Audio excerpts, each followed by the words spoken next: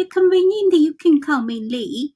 Today, same thing, I continue learning from Mr. Bob Proctor, but I'm going to share something with you guys when I watching one of their called Start Thinking Big seminar. Basically, of course, I believe this is last year's, and then Sandy Gallagher mentioned Mr. Bob Proctor has been doing this, try to helping people realize who they are and get the result that they want. Thinking about that, Mr. Bob Proctor doing this 59 years. So pay attention. You can learn a lot because, Sandy said he see the people make a transformation, like in their event, like very fast. And of course, they tell them to play full. But like I said, I don't join any of the program, but I'm just start learning because in the late July, Mr. Bob Proctor's wisdom just hooked me. So now I'm trying to learn and getting deeper.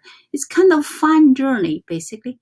To be honest with you guys, that's why I try to share with you, because now, as we know, we are living the ocean of motion. So basically every minute we change. So remember, if anything in your life, like you have some ideas, you're not crazy, or whatever you're successful, you want getting more successful, that's normal because we all want getting better. Anyway, so I'm just reading through here, so pay attention, okay? So, of course, Mr. Bob Proctor talking about that you and I have a program deep in our psyche. And most of us are not aware of the program. We are not aware that it even exists. How it was built and the role that it plays in our life. I'm quite certain that every one of you can relate it to this. Because of course he gave example when he was a little boy, he always did something and the mother will ask him, why you do that? And he will say, I don't know. He repeated a couple times. But anyway, he said, we don't know why we did it. We know we didn't have to do it, but we didn't want to do it, but we still do it anyway. It is strange things that a higher percentage of all people walking on the planet are going through that. They know how to live the way they want to live. They know how to treat people the way they should treat people. But that doesn't mean they are going to do it. In most cases, they don't do it. And that's rather sad because they want to. What they are doing, they are working with the unseen enemy that's programmed right into their mind.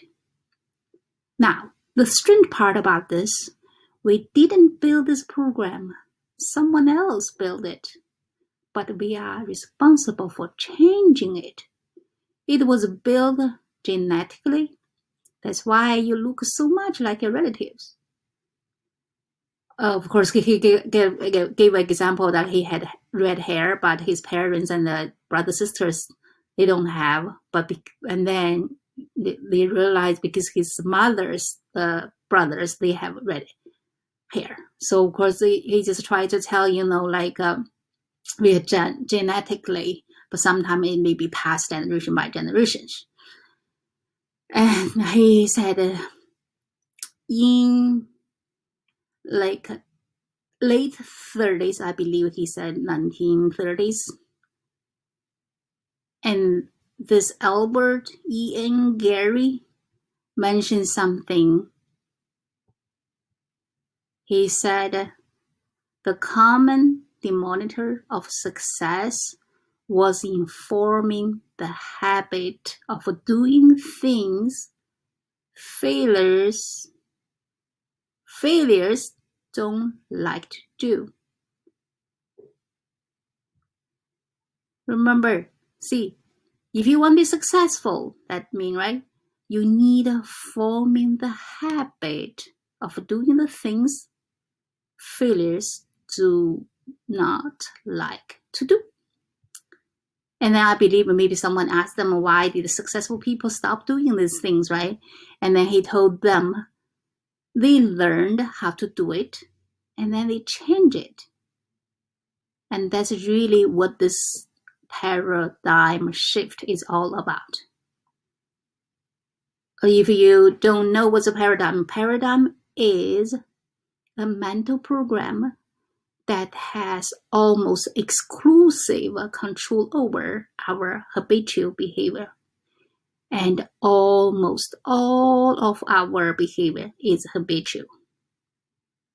He said he changed because what he actually tried to continue thinking. He said, I changed.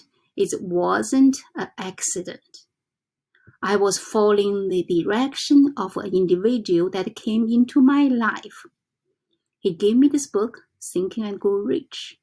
And he said, if you read this every day, said the man that he wrote this book, spent his entire life putting them together. If you spend the rest of your life trying to understand and apply what he wrote, and then he said, if you do exactly what I tell you until you find out I'm lying, where I don't know what I'm talking about, he said, listen, your way not working, mine is. So remember here, I told you because by when Mr. Bob Proctor became 26, he met the man, give the book, tell him that your way not working, mine's work. That's why he started changing. Remember I told you guys, it doesn't matter how old you are, how young you are, as long as you are ready to wake up. Because like I said, nobody can wake you up until you really want to wake up. Anyway here. And Miss Barbara said, oh, maybe because the way he said it, I thought about there's so many times why did I buy into it? And I don't really know because it's looking back a long ways, but I guess maybe it was the way he said it. I once heard, when you hear truth, you will know it. The truth resonates with the essence of who you are. There's a perception within every one of us. No, I mean like perfection. And when you hear the truth, it resonates with that perfection with us. And that's probably what happened. So unconsciously, I had something in me telling me this guy knew what he was talking about. And so I started to do exactly what he said. I've had seven mentors in my life, and I've always done exactly what they told me. And it worked like unadulterated magic. This word, my pronunciation may be not right, but you understand, basically it's really like true magic.